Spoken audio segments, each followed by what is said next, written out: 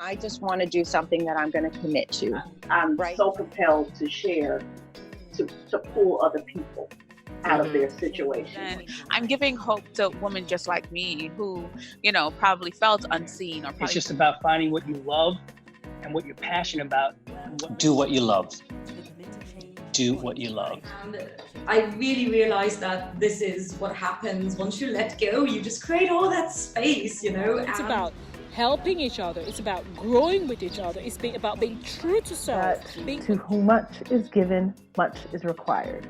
You only ever have one obstacle, and that's yourself. Welcome to the Commit to Change. Change your life, change your future.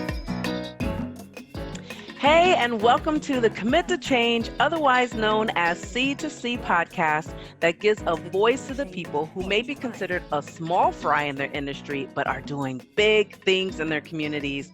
This is Miss Nikki, the Jane of all trades, but the master of living. I am committed to introducing local VIPs, which are vivaciously inspiring people to encourage you on your daily journey, as well as let you possibly know what's happening in your area. Today, we have the wonderful Nile Harris on the guest seat, hot seat, whatever you want to call it today, in the house. Please say a quick hi so we can introduce you today. Hello, everybody. I'm so excited to be here in the hot seat. Yes. So let me tell you a little bit about Ms. Harris. She is a life strategist, a business consultant and coach, and a best-selling author. Gifted in the art of strategy creation and execution, she works with aspiring entrepreneurs and transitioning professionals to transform their passion and purpose into P.R.O.F.I.T, profit. As a founder of Warrior Life Coaching and Warrior Jump School, she provides keynotes, consultant, and results-based life and business coaching to help entrepreneurs and professionals to capitalize on change and accelerate their results using their signature JUMP framework designed to reignite their warrior spirit. In her 20 years of experience, Nile has worked with Fortune 500 companies, startups, and nonprofits in the financial services, life sciences, and education sectors, generating millions in revenue and delivering results by taking action. So you can see she has a lot of experience and she knows what she's talking about. She is also one of the Amazon best-selling authors of 20 Beautiful Women, Volume 5, sharing her story of how to be bulletproof when others are taking aim.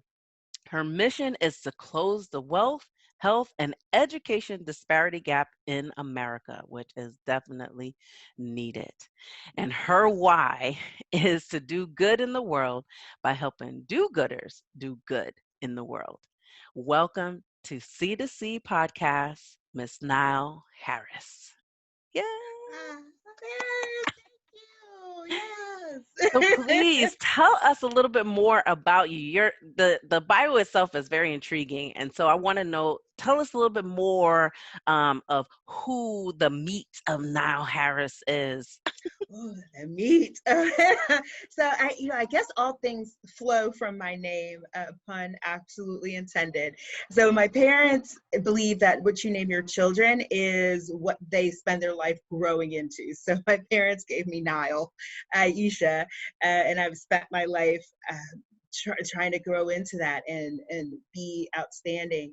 And one of the things that has been really pivotal in my life, the base of my life, and the currency of my household growing up was education. And going to college was absolutely, it wasn't a choice. It wasn't something we discussed. That's what you do. You leave high school, you go to college. Mm-hmm. And I had the great fortune of attending University of Illinois at Urbana-Champaign, where I studied and had a dual degree in finance, a Bachelor of Science in Finance and a Bachelor's of Art in Communication, and then went into financial services. And I loved trading. Like, this was so amazing. Working on a trading floor, and it's like, I was like, I can't believe I'm here. but it was also really unfulfilling. I didn't feel like I was contributing to anything better, like to a greater good. And that's really what started my journey into kind of like where I am today, and joining like mission-driven organizations. So I left financial services and went to business school at the University of Michigan. And that's, you gotta give your alma I was, mater. Go Blue! It's back there. You see the big house back there? I see it. And then I got Illinois right there. They are ever present in my life because they're very important to me. And so I got an MBA in general management and strategy, but I also did an internship at a pharmacy company, large pharmaceuticals company. And that is where I got locked in to this idea of being able to give to the world through your work. And I didn't have the words then to, because this was, almost 20 years ago now. I didn't have the right words to really express what I was feeling, but it's mission driven and it's purposeful. And so when I left business school, I joined a large medical device company where I was for 13 years and did all sorts of various functions. I was in IT, I was in strategy. I lived in Europe for a little bit. I was in sales, marketing, this general management track, and loved it. I also learned the term multi-potentialite. I learned that I was an explorer, and I also learned that we all have gifts and we don't have to be any one thing. And I felt school indoctrinates us. I still feel school indoctrinates us that we have to declare a major for our life.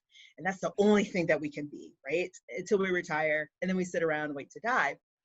So I left medical devices. That's kind of grim.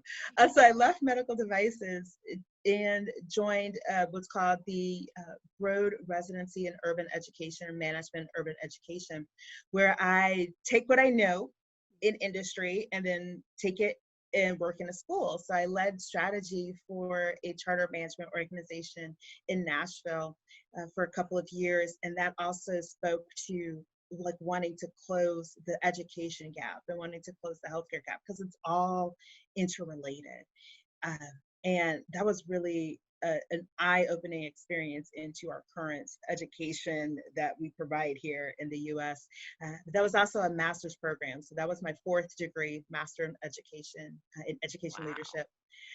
And then I went back to healthcare in a small boutique consulting and marketing firm focused on life sciences, and found it wasn't a fit for me. But it wasn't that it just wasn't a fit for me. Toward the end of 2018, I went to the doctor, totally routine visit. The nurse takes my blood pressure. As you know, as they take your temperature, your blood pressure, she leaves the room, she comes back with the doctor, and they're just kind of blankly staring at me and asking, "Are you okay, Miss Harris? Do you feel all right? Or is there any tightness in your chest?" And I, sort of don't really understand where these questions are going. And that's when they tell me that my blood pressure was 170 over 110. Wow. Normal is 120 over 80. And I was in hypertensive crisis.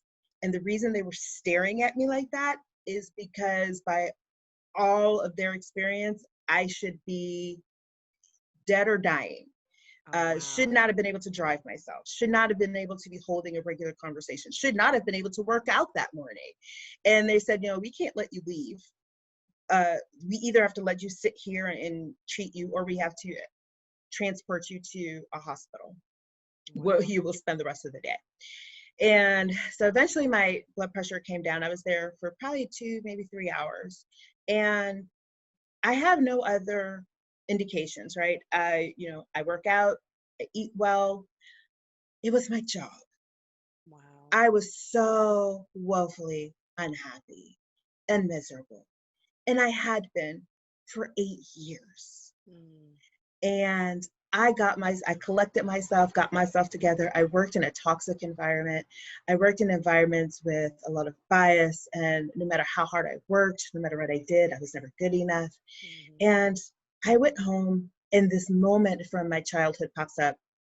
in my mind when I had gone with my mom to visit a friend in Indiana. And I had gone out to the beach with them, and I picked up the stick, and it was a particularly windy day, and there were these big waves. I wade out into the water, and I start beating the waves with this stick. And this image pops into my mind. And I was like, that little girl was a warrior. What happened to her? What would she say to me right now in this situation? And then that's when I got this notion of reigniting my warrior spirit. I gave notice, and I didn't look back. And then I actually started off looking for another opportunity, but I had been doing sort of side hustle work with consulting. So I was just going to do that while I looked for another opportunity. But the universe has other plans. And I started, then I started coaching. And then I attended some courses, and I learned more about running my own business. And then coronavirus hit. And I was like, you know what? We're still going to do this.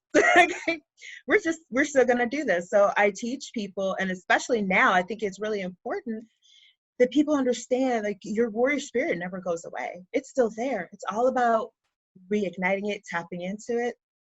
So that's like a nutshell. Wow, I'm like blown. So I have 3 questions. Where in Europe were you? I lived in Maastricht in the Netherlands. Oh, nice. Okay, I asked because I was in Germany, and I have been to the Netherlands. We were neighbors. So that's cool. Yes, we were neighbors, so that's cool. And it's a whole different lifestyle. And even the Netherlands is different from Germany. Yes, it was a very, luckily, at the time I spoke French better than I do now. So I was able to sort of navigate some things. Mostly they speak English, but having to leave work at 3 p.m. to get to the grocery store to get food, like, that's the norm. That blew my mind. And having to go more often. More often. Yes, because you have the smaller fridges. Little and tiny. And they believe in eating more fresh. It was just It was just very different. Meanwhile, I mean, when I first came back, I don't know how the experience was for you to come back, but I know when I first came back, going into like a regular supermarket like Walmart or something, I was so overwhelmed. I was like, I can't be in here. So I normally had to, like, thank God for like the online delivery, because I had to like order and have them bring it to the car because it was too much. I was like, I can't handle these big stores. I felt the same too. I felt overwhelmed by that and news. Like, news was so focused, and it was just, we're reporting the facts, this is what it is, and then they would move on. I think one of the funniest things to me was when they would report the weather, and they would say, oh, the weather in the Netherlands is this, and Germany is this, and France is this, and then they'd be like, in the US, it's 80 degrees. I was like, the whole US is 80 degrees. That's funny. I never noticed that part. That's it was because I felt it was so nice, because I just got the information. There wasn't all this other stuff. And I was like, okay. And I think I was more in tune with it because it was leading up to a presidential election. Okay. And so I was trying to see what's going on in the US in terms of the election, because I was going to be making it home just in time to vote. Okay. So I was just trying to keep up with that news. And it was so refreshing. They just said, this person said this, George Bush said this, this person said this, and that's it. Right. Right. Well, I'm going to leave that one alone because I was there recently, and so I know how the news was on that end. Okay, so my other question is, I've never heard multi-potentialite.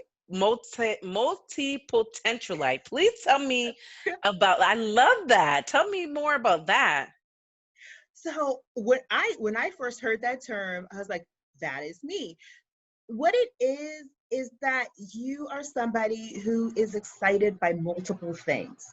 And once you sort of dig into it, you'll realize that there is a string that goes through those multiple things. But to the people on the outside, you just look sort of frenetic. Like, you just look like you're all over the place. But it really is, I had another manager who I respected dearly. He said, you're just an explorer.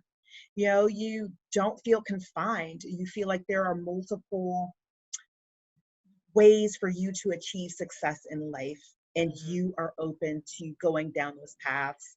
And so for me, the connection has always been strategy to execution. The reason why I can flex between different things and enjoy different things and learn from different things is because all things provide information. I believe like a 360-degree of information, and it allows me to problem solve better. It allows me to plan better. It allows me to think of risks and mitigations better. When I do a project, I can look at things from multiple perspectives because of that curiosity. Oh, okay. Well, I have to say, I'm in that category. Yay! Yeah! Welcome to the club! Yes! You know, it's so funny because like I've always, that's like has been my biggest issue when it came to like taking like the courses to learn how to build an online business, because one of the things they always said was concentrate on one thing, pick one thing. And I'm like, but I'm not one thing. Like, there's so many things that intertwine into what makes Miss Nikki. Like, I can't leave it alone. I tried and I'm like, there's just no way I can't do it. And I just said, screw it. If I got to make up my own thing, I'm going to do it. But as I came into accepting who I am, I keep hearing more terms of people like us. And I was like, I'm not alone. You're not alone. You're not. It was actually a TED Talk. It was the women. It was a TED Talk. And I was like, what's a multi-potentialite? And I click on it. And she's talking, you know, about how she's, you know, she explores different things. And companies are actually starting to recognize that they have these people who can go across. You know, they've always been like, you know, be in your silo. If you do marketing, do marketing. If you do finance, do finance. And now they're starting to recognize that they have really limited the potential of a lot of people who are able to go across, and you need both. So some companies are actually looking at, well, how do we more effectively use these multi-potentialites, these people who can, you know, bridge gaps, bridge silos. And so when I saw that TED Talk, I must have seen that TED Talk, I you know, watched it a dozen times, because I felt like you. I felt so breath, like I'm not alone. I'm not the only one. And would you say, like in your business, trying to be one thing? Well, I am one thing, and it's everything, right? And so when that's why I work with entrepreneurs. You're and the professionals. I'm the one thing, right? And I bring multiple perspectives. It took me a while to figure out how to phrase that, but I can work with entrepreneurs because I'm telling you to do things that I've already done. I've had to do the marketing. I've had to launch the IT. I learned how to build websites. I had to work in supply chain. I had to demand plan. I had to do all of those things. So I'm somebody that can help you do that. That my one thing is being multiple things. Right. Yeah, because with those things that you know makes you more valuable. So that's why it's like you have so much value to give, especially with you coaching, and it's in the same framework. Of course, you can be like, hey, I can give you these golden nuggets. I don't have to reach out to someone else to give it to you, because I can give it to you. I can give it to you. Yeah. The other person that talked about being a multi-potentialite. Did I say that right? Yeah. But she said it she's a multi-passionate entrepreneur, I think she said. And that was Marie Forleo. Have you heard of her? Forleo. Yes. So it was in her book. In her book, Everything's Figure Outable. Yes, she's talking about it now. I was like, yes. Yes. So like, now this is a double. Yes. So this is, if you were looking for a sign, this is it. Yeah. Yes. When Maria, I love her website and her stuff, and I love looking at her as an example. You know, I always, you know, try to look for examples and stuff, and I love looking for an example because she takes all of that multi-passion and she's able to crystallize it into a message. And I was like, well, she can do it. I can learn how to do it. Absolutely. Yeah. Okay, so the third question. See, I'm adding stuff on here, but I'm really curious because of what you said. So really like targeted, it triggered something. So you said you were in your job for 8 years and you weren't happy about it. Now, so my question to you is, did you, and I guess this is a two-part question, did you know you were unhappy? And if you did, why did you stay so long? Okay, all right. So it's actually worse than that. So the 8 years where I said I had been unhappy for 8 years, that 8 years is actually over 3 different companies and 3 different jobs. I stayed in my foolishness. I stayed in my fear and my foolishness. And that's kind of like when I talk to people about fear and foolishness. I had been at the company for 13 years. The last 5 of those years were a nightmare.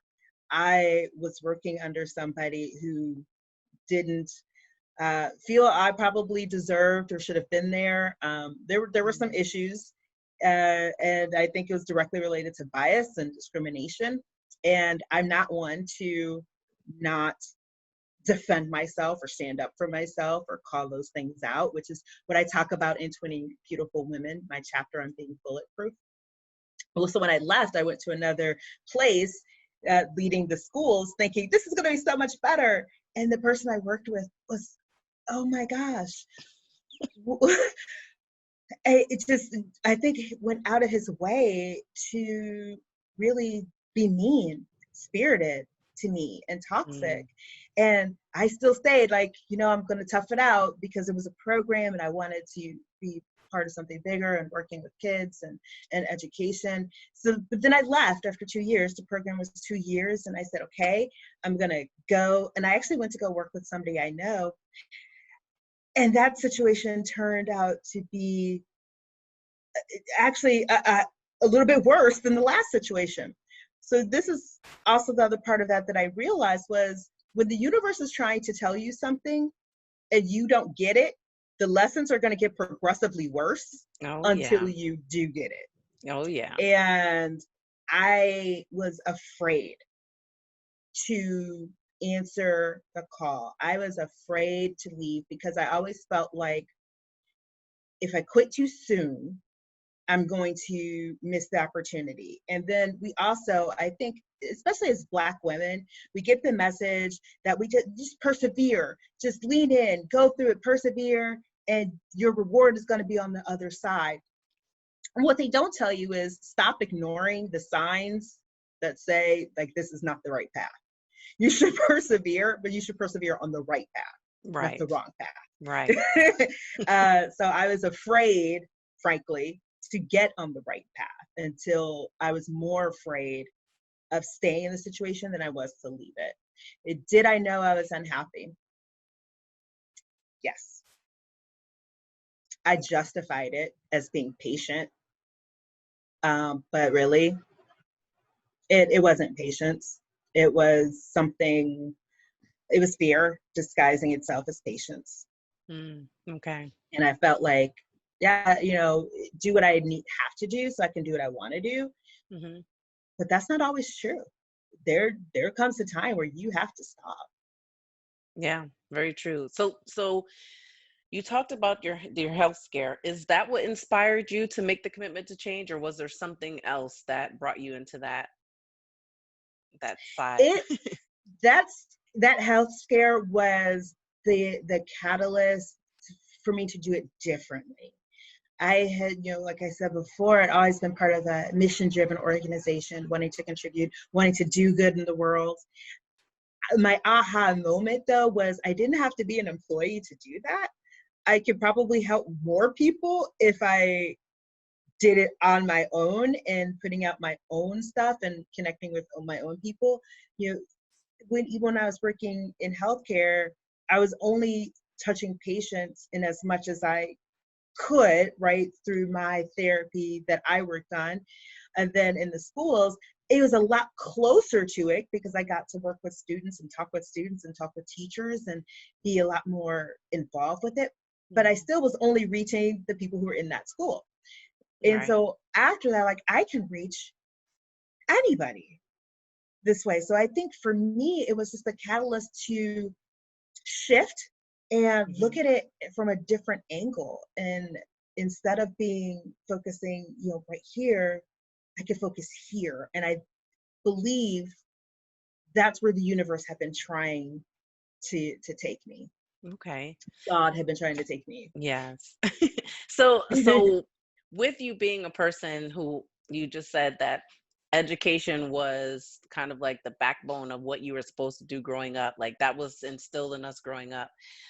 Same thing for my family. It was like, you're going to college, Yeah. figure out that's what you're doing. So with you taking the pivot, how did your family react? And then like during like building your business, who was your like biggest supporter through all of that? So my family's reaction, I think, surprised me, not surprised me. I come from my mom's side of the family. They come from the deep South, a small town outside of Jackson, Mississippi called Florence, where my great grandparents over time amassed an impressive amount of land. Then the family has all brought into that land. So we jokingly call it the family compound. So there's always been sort of this sense of having your own. You got to do it yourself in my family. I knew that my family would support whatever I did, right? So I wasn't terrified of that. I did not know, however, that they would be the biggest ones saying, when are you going to quit that job and start your own business? We're just waiting on you. And I was like, what? wait, what? They're like, look, time's a ticking. You need to get up there, start your business, do this, do. And I was like, what? But wait. I had never expressed interest in owning a business, being an entrepreneur. That I had never expressed any interest in that. And it turns out that my family had just been waiting for it. They were like, we were just waiting on you to figure it out. And so my family is always been the biggest cheerleader, point blank, period. But when I said, okay, guys, I've quit my job, they were like texting me and celebrating. They're like getting on my, yes. They were like, look, and my mom was like, look, if I need to pay your mortgage for a couple of months, that's what's going to happen. And then they my must mom have seen like, that you were unhappy. Well, they knew I was unhappy. Like I'm not. I don't hide my emotions. I don't believe in stuffing my emotions down and sitting in the corner and be like, I'm sad. No, that's not Nile. Like I'm sad, right? That's what I'm about. So they knew that I was unhappy, but it wasn't. I thought their response would be just find another good job and stay in that job, and that wasn't. They were like, you're smart, you're capable, you know how to figure things out, do this for yourself. And my sister, who does have that entrepreneurial spirit, who is always like in the background doing stuff, my mom has been like, so when are you two going to start a company and just take over the world? So I think that part to me was surprising, that it was like, go have your own, build your own, do your own. And because I know a lot of people, when they tell their families, I'm putting a good 6-figure job with these 4 degrees and I'm just going to build my own business, their families would be like, right. No. Right. No. So yeah, hands down, I'd say my mom for sure is probably leading the pack, but hands down, my family is my biggest support. That's awesome. So, okay. So the family's not an issue. So what obstacles have you encountered while making this changeover, and how did you overcome them? Yeah, so I thought going into this, I thought the biggest obstacle would be other people, like, friends or, associates saying stuff. Because I always hear that. I always hear people are, they're going to try to down your dreams. So no one did. Everyone's been supportive, cheerleaders. So that's either indicative of one or both things. One, I chose well. to have people in my network, or 2, it's the universe saying, thank goodness, like about time, right? The biggest obstacle has been one person, me. Oh, yeah. Always. Just me. And belief, right? And I know that on the surface that sounds a little, it sounds surface, but again, I never thought, side hustle, sure. I never envisioned myself as I'm going to go do these things on my own, develop a coaching program, run a business, and be like 100% entrepreneur, 100% own my own business. So it was that belief and having that doubt, imposter syndrome, which, you know, showed up for me at the University of Michigan. That imposter syndrome for me can be quite real, and I had to deal with that. So quick story, University of Michigan, when you're accepted, you know, these jokers call you in the middle of the day knowing that you're probably at work. So I'm at work, they call, and I'm pretending like this is just a normal call, and she's real nonchalant and says, oh, we'd like to welcome you to University of Michigan Business School. And here I am. That's great. Thank you so much. I'm excited to hear that. I'll talk to you soon, right? Because I'm at work. So I go to my car, I scream, I holler. That lasts a couple of days. Let's say that's in March 2001. March 2001 to September 2001. Classes started in August to September. I thought they were going to call me and tell me they had made a mistake. Like, we accidentally sent you an acceptance letter when we meant to send you a rejection letter. I thought, even after I got on campus, even after I'm there in my classes with my schedule, I thought they were going to send security to the classroom to come escort me off campus and be like, we're sorry, Miss Harris, we made a terrible mistake. That's how intense imposter syndrome can be for me. Then I realized, one, a lot of people felt that way. And I think for me, it was more intense because when I applied, only 1 in every 9 applicants was accepted. And I couldn't believe that I was one of the accepted applicants. And neither could a lot of other people. So that made me feel better. And then the other part of it was University of Michigan, you know, rejected me twice before. I was rejected twice before I finally got in. I was rejected out of coming out of high school for undergrad. Then I was rejected the year before. So I just thought this was a clerical error and they meant to reject me a third time. So I have been my sort of biggest obstacle a lot of times. And that will show up in procrastination. That will show up in not fully pulling myself out there. You know, like, oh, should I apply to be on this podcast? Should I reach out? Should I write this blog post? Should I, no, should I put this course out there? Should I run it? You know, that's how it shows up. And then I just tell myself, you know, I sit down, be quiet, do the work. Right. So who's your biggest cheerleader? Gosh, that's such a hard one because it's in my family. I think my mom is the biggest. My mom and my sister and my grandmother. See, that's so hard because they all, like, my family is just this amazing. My sister and I are actually going to do a documentary on my family because they're just this amazing group of people who endured. And, you know, when we talk about stereotypes and people always, I shouldn't say people, white people will always assume that I was the first in my family to go to college. And I'm like, not even close. My mom is a doctor of molecular biology. Wow. Like, we got masters, we got doctors in my family. And so they know what it means to work and push and strive and to cheer for each other.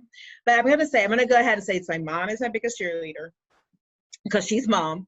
And, you know, she's the one who was going to write the check to pay the mortgage if it came to that, or if I needed to, you know, rent my house and move in with her, me and my dog moving in with her. And then I would say my second biggest cheerleader is actually the dog. I know that sounds weird, but she's 17, and I feel like a lot of times she's hanging in there for me. But, you know, yeah, I got to give her shouts out. I give her Okay. shouts out on my social media all the time. So if I What's didn't her do it name? here, her name is Bueller. Bueller. Like Bueller, Bueller. Okay, so let's give a shout out to Mom and Bueller. Thank you. Hoo-hoo. And it's okay that you have a cheer squad instead of just one cheerleader. Cheer squad works too. So big ups to the cheer squad. Big ups to the cheer squad. Good time. Yep. That is so awesome. And it really makes pursuing your passion so much easier when you know the people who mean the most in your life support you and they believe in you and they're like really telling you keep going, move forward. I think that is amazing. So yes. Okay, so how do you feel that you are adding value to your community?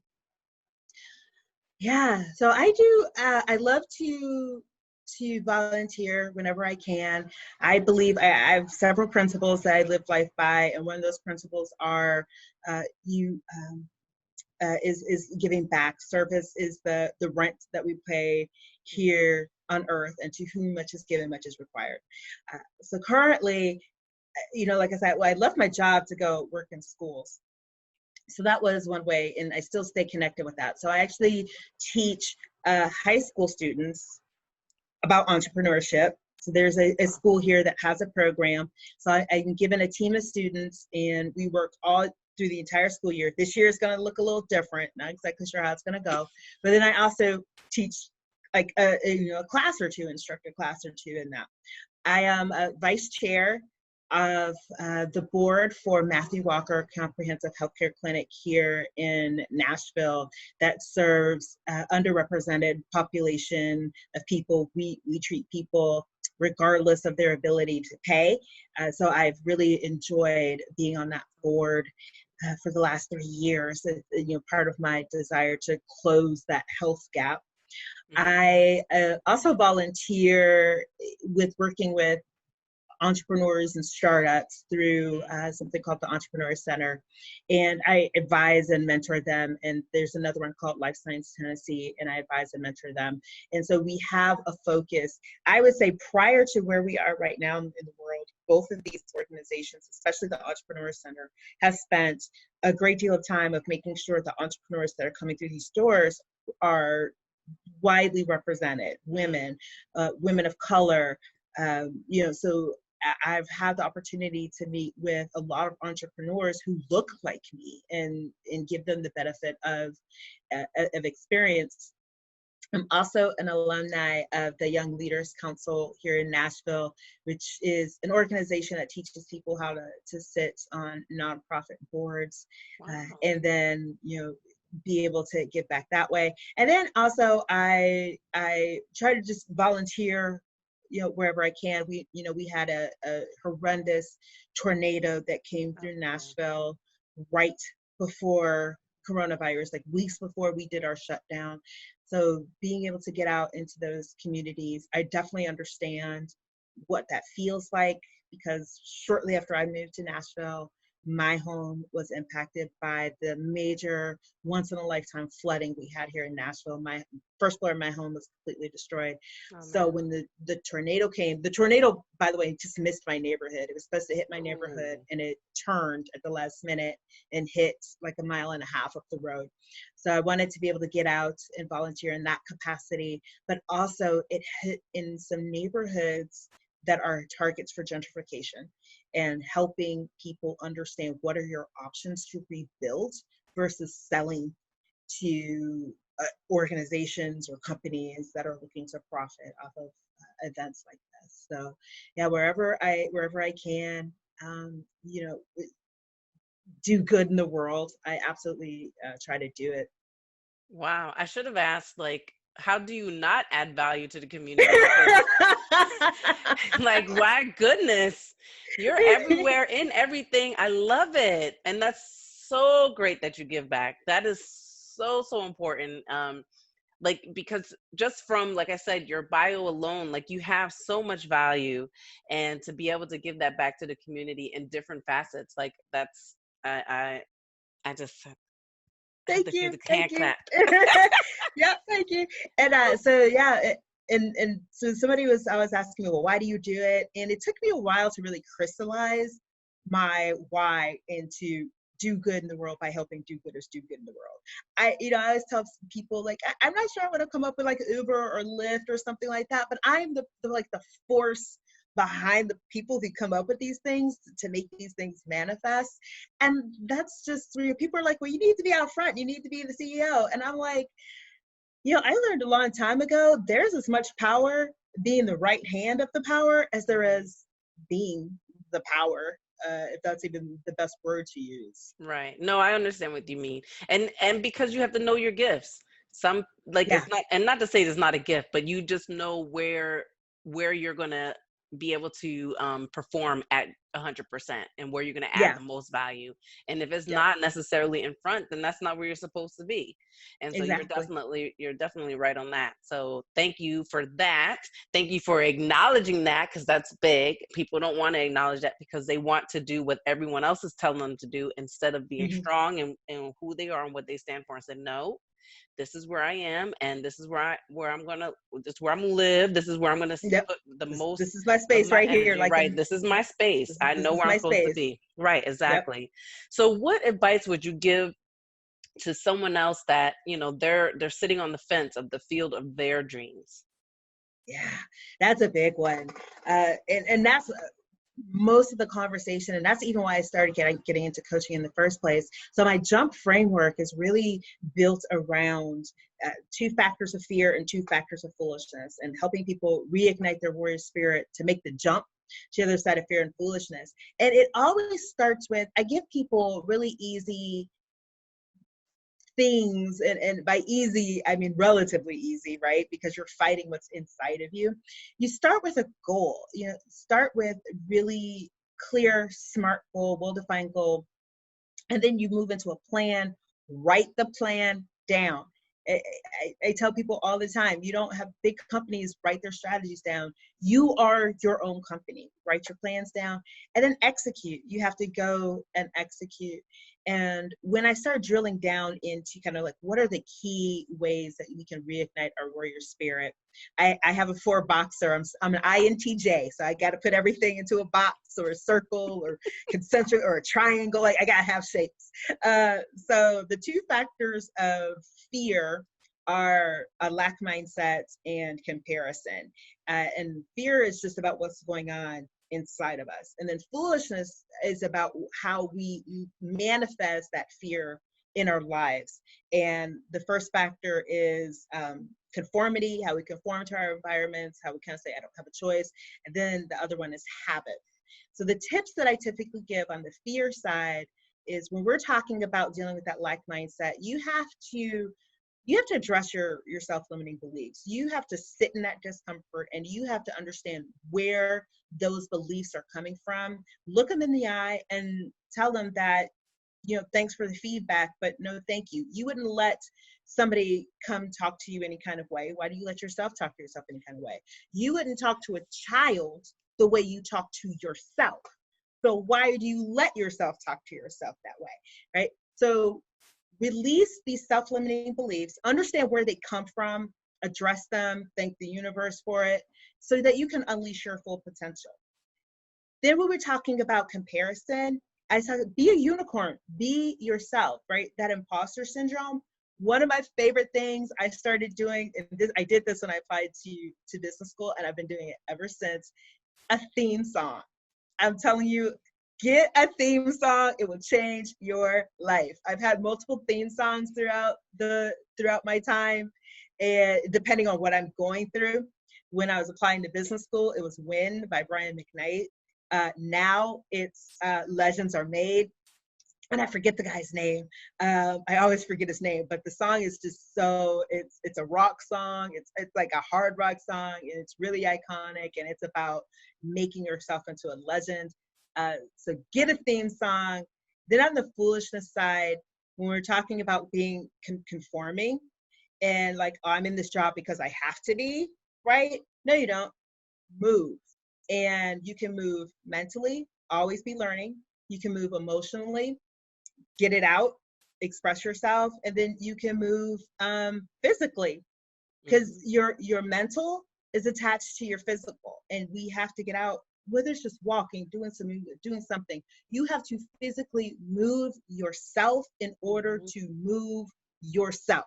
Yeah. And then habits, I don't say habits are good or bad. They serve you or they don't.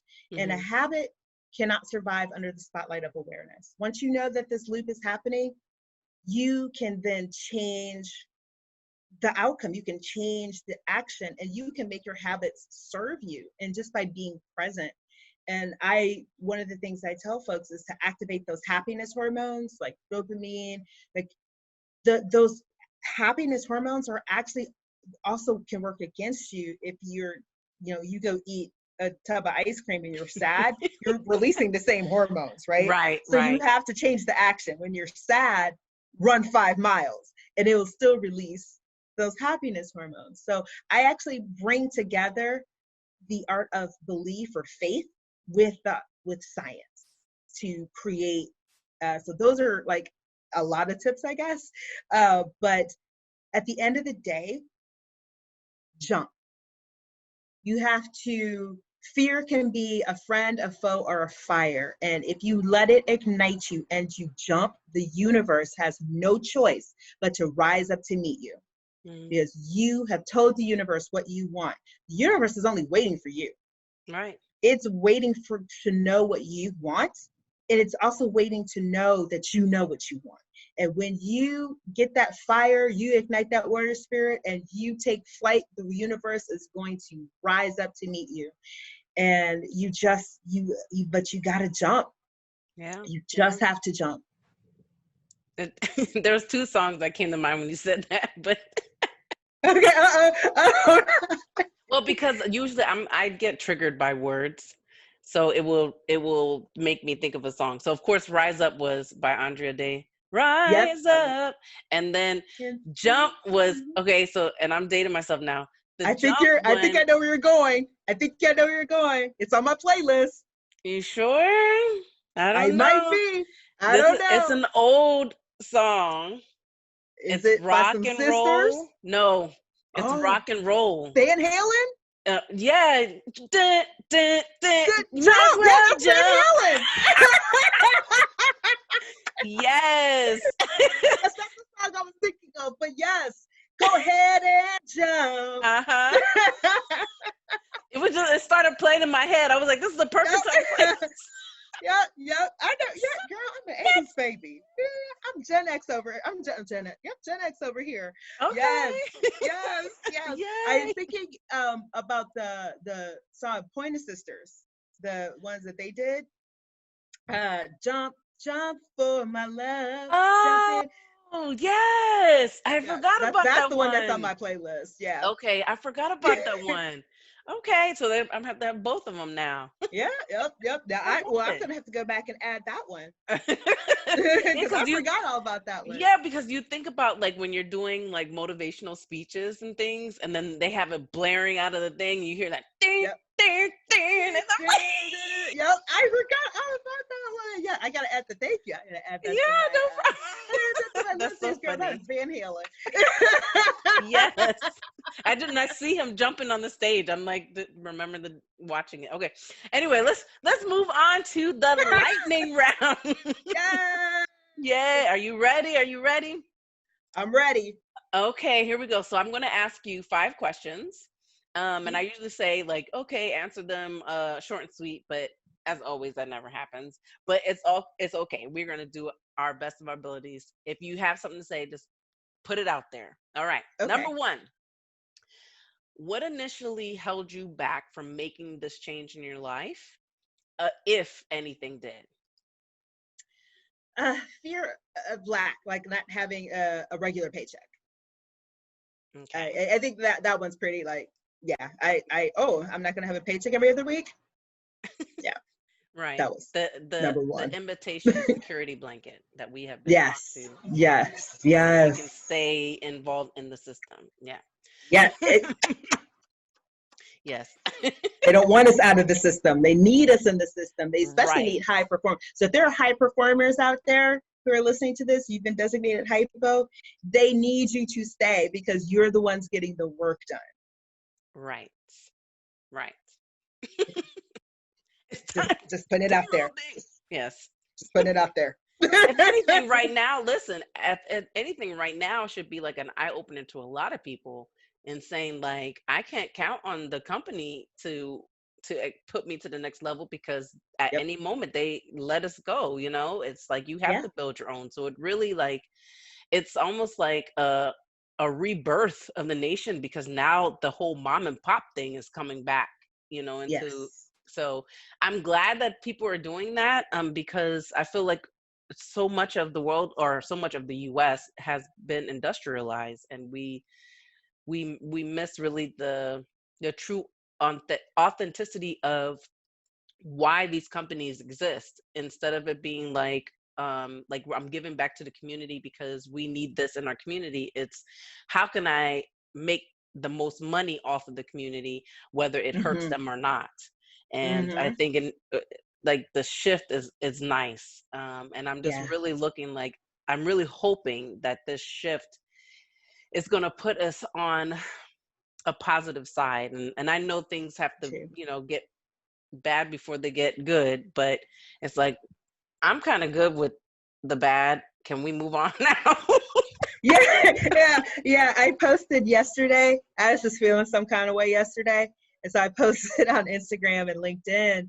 I said, F that, 2020 is not canceled. It sucks, but it's not canceled. Right. And it's crazy. You know, it's almost over. Like, where did it go? Yes. But, you know, I would tell you, people who are using this as an opportunity, and one of the things that you mentioned in my bio is using change, you know, capitalizing on change. People who are taking this as an opportunity to build a new normal, those are the ones that you're going to see coming out of this thriving. They're not the ones right now who are complaining. They're quiet. You're like, what happened to so-and-so? So-and-so somewhere building a business. Right. And absolutely. I came to release sort of this, I can only be an employee thing. And I got laid off from my company in 2011. And even though I went back later, I never wanted to feel that way again. And so I had started my company back in 2011, frankly, but it had always just sort of been a side hustle in the background. So Harris Ventures Group has existed since then. Wow. Okay. See, that's awesome. All right, you see what I said about the lightning round? We always go longer. Okay, so what is the best advice that you've ever received? Okay, I love this question. I cannot wait to tell you. The best advice I ever received was from a mentor. I just talked to him a couple weeks ago. His name is James Dallas, and he was a CIO or maybe chief operating person at the company I worked at. I went into his office feeling like, you know, I'm not sure I'm progressing in my career. He has all these eagles in his office, and he goes, Nile, what's the difference between an eagle and a chicken? And so my INTJ self was like, well, I mean, they're not even of the same like species and like their DNA. And he was like, no. He was like, how does a chicken wait versus how does the eagle wait? And I said, oh, well, an eagle will sit up there on a perch all day long and wait and then swoop in on its prey and get it. I said, chickens peck at the ground. And as I did, because I was literally doing, because I speak with my hands, and as I was doing this, I realized that this was me. Oh. And he told me to wait like an eagle. Wow, what a great analogy. Wow. Yes. Okay. Yes. And he wrote a book, and so that's why I want to mention him by name. He wrote a book, and it's so awesome, really, to read an inspiring book and to know, because you worked with the person, you know that everything they put in that book is true, and they lived it and they breathe it. So absolutely, yeah, that was the best advice, hands down. So I wait like an eagle all day long. I'm going to jump to question 4 because you mentioned book, and then I'll come back to question 3. But what book would you like to share or recommend to the C2C family, and why? Okay, so there are 2. Yeah, that's fine. I got props. So Start With Why. Make sure I get this. Start With Why Okay. by Simon Sinek. This and it could be a book that's like this, but the reason I love his book is because he walks you through why you need to develop a why for whatever it is that you're doing, whether you're an employee, whether you're starting your own business, having a why, but he also gives you a framework for how to figure out your why. And then the second book I always recommend is The Miseducation of the Negro by Carter G. Woodson. And then I'm just going to go ahead and throw in that third book by James Dallas. But you didn't say what his book was called. Oh, yeah. Okay. It is Mastering the Challenges of Leading Change. Here's the cover. Oh, nice. Yep. And he's retired now, but you can follow him on LinkedIn and stuff like that. But he's definitely and he walks through the analogy of waiting like an eagle. I think he actually opens the book up like that. But he told me, he's like, Nile, people might have plans for you that you don't know about, and you just got to sort of, just do what you're being asked. And he said, just guard Michael Jordan. You might not be able to play. I'm originally from Chicago, so he knew that would resonate. Okay. He said, you might not be able to play Michael Jordan one-on-one, but just guard Michael Jordan while stuff is getting set in motion.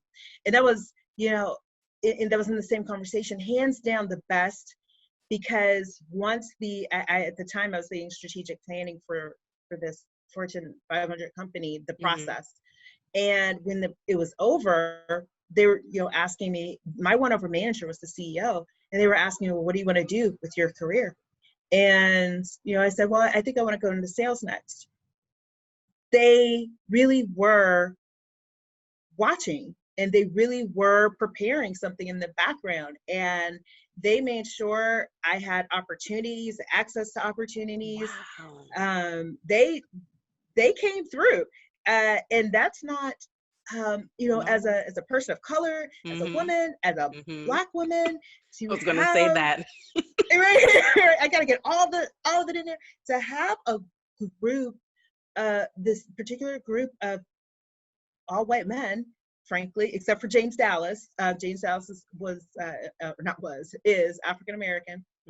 But to have them follow through on their commitment to my development and my career, and and my manager and my one-over manager at the time were pivotal in advancing my career, absolutely pivotal in being sponsors and advocates. And I hadn't experienced that to that level before, and it blew my mind because I didn't know that. I guess up until that point, I'd always been looking for people like me to advocate for me, which is why I was in James' office. I didn't know white men at that level would advocate for me, frankly. Wow. See, and that's big. So yeah.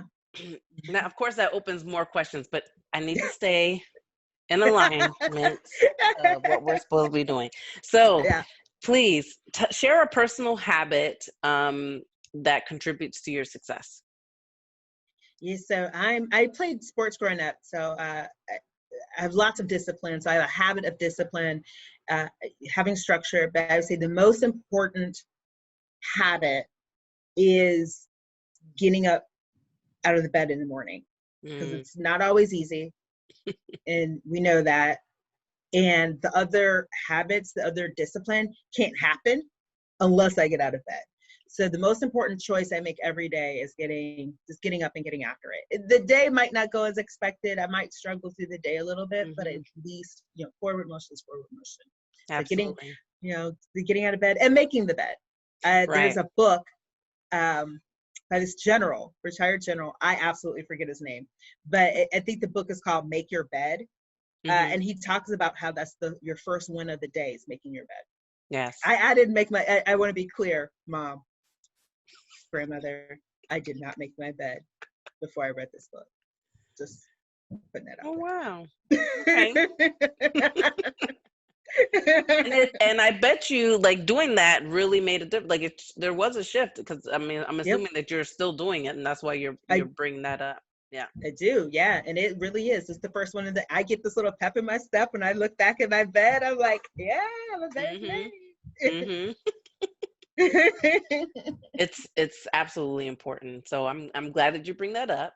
Of course, the teenagers and they don't want to hear that, but it makes a difference. It does. It really does. Difference. I mean, because my parents used to have to chase me down to make that bed up, and I bet my parents are like, if we had known that we just needed a book, because my original career choice was to go to the military. So I wanted to be a naval aviator. So some of my folks that I really look to, like Cole and Powell, are military folks. And so my parents, I know my dad was typically the one trying to chase me down and make my bed. I was like, no, you can't make me. I want to be free. Yeah, I bet he passed away some years ago, but I bet he's in heaven now, like. Told you. So all I had to do was be in the military and tell you to make your bed. That's funny. Yeah, and and once making the bed is instilled in you, because I was military, so like doing I can't I have to do my corners. Like I'm trying to teach the kids, like, do the corners. Now obviously it's not taught like it's supposed to, but I still get that little triangle thing going on in the corner that we're taught to do, because it just feels natural to do it. But I did have an issue with doing the making the bed every day, but I am making more of a conscious decision to do that, because I had a guest actually that said the same thing. And so now I'm like, I need to make sure I do it every day. And unfortunately for me, it just makes it a free canvas now to put laundry on. So it's like my bed is made, and I got laundry on there. So it's like, laundry. Yeah, like I fall down on the laundry. Nobody wrote a book about putting away your laundry. No. I had on my dream board, when I made my first dream board, the first thing I had on there was like a maid. I said, I want to get to the point where I can hire a maid, because one thing I learned, like my first like true entrepreneurial thing is I became a consultant with Mary Kay. And one of the things Mary Kay always said was like things like that you can delegate to other people, such as doing laundry and other things. When you're building your business as a woman, do it.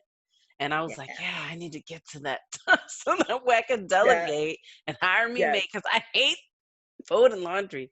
Well, putting it away. But anyway, that's the whole. I hate putting it away. I hate putting it away too. But I like to clean. That's my therapy. But I don't like to hit those corners. So like my dream is to get a maid to hit those corners, because I'm not going to hit the corners on the bed. I'm not going to hit the corners in the room. But there actually is a book, because I've got a lot of books, and I don't remember the name of the book, but there's a book that actually talks about how if you think about what you make in your business, that's how much money you are losing when you're like doing your own laundry or doing your own cleaning. And to think of it that way. And I was like, well, I'm still going to do my own cleaning, but I did start to like, okay, I'm not going to do the yard work. Yeah, it makes a difference. Okay, so here's a big question. All right, if you were given 1 hour left to live and you had one message to share, what would it be? This was so hard.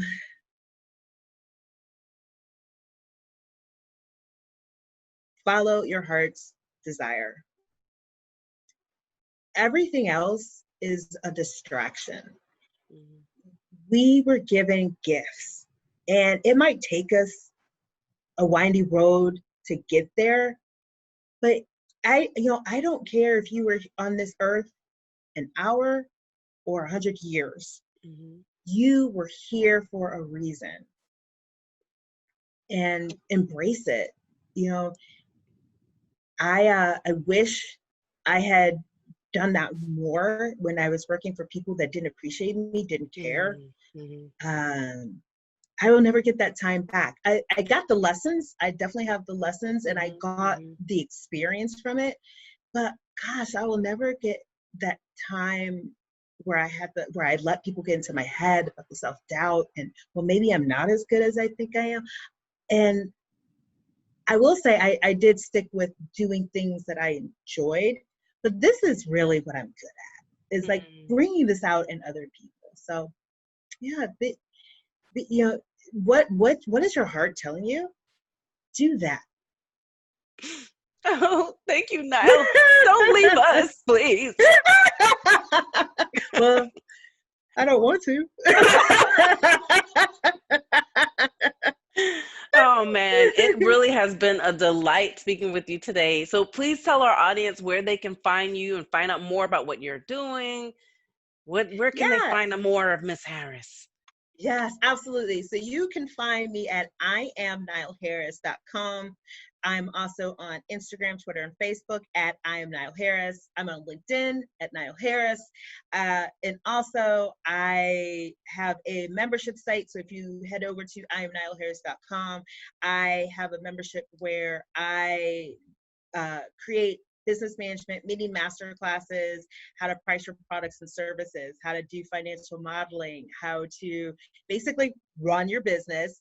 I have a membership site, and new courses unlocked every month. So please, join in that. Every Tuesday, I deliver 2 tips for productivity or business management. So if you follow me at I am Nile Harris, you can get those tips every Tuesday. And definitely get on my mailing list, because I send little gifts and surprises through my email list. So you can find me there, and you can always look up in the sky, because I am an eagle. I've got my eagle right here on my necklace. So that's how you can find me. And I look forward to engaging in conversations. I'm also on YouTube as well. I'm Nile Harris. All you have to do is remember the name of a river, and you're halfway there. Yay! I loved it. So that is a wrap. I want to thank again Ms. Nile Harris for being a VIP guest on the C2C podcast. We really had a great time. It was so nice talking to you. We did. Yes. I talk so much sometimes. So I had a bunch. This was great. Thank you. Yes. And so again, thank you. And thank you to our listeners for tuning in. And we hope you feel inspired to keep moving forward towards your goals and stick with or make a commitment to change your life. Please make sure to check out the links provided by our guests and share today's podcast and information with anyone you feel may benefit from it. And remember, in order to get to the top of the steps, you have to take the first step. Just don't step on anyone on the way, because you just might trip. This is Miss Nikki. Till next time. Bye. You can say bye too. Bye. Sorry, I was just waving. Bye. I don't know. Bye, everybody. The commitment to change your life.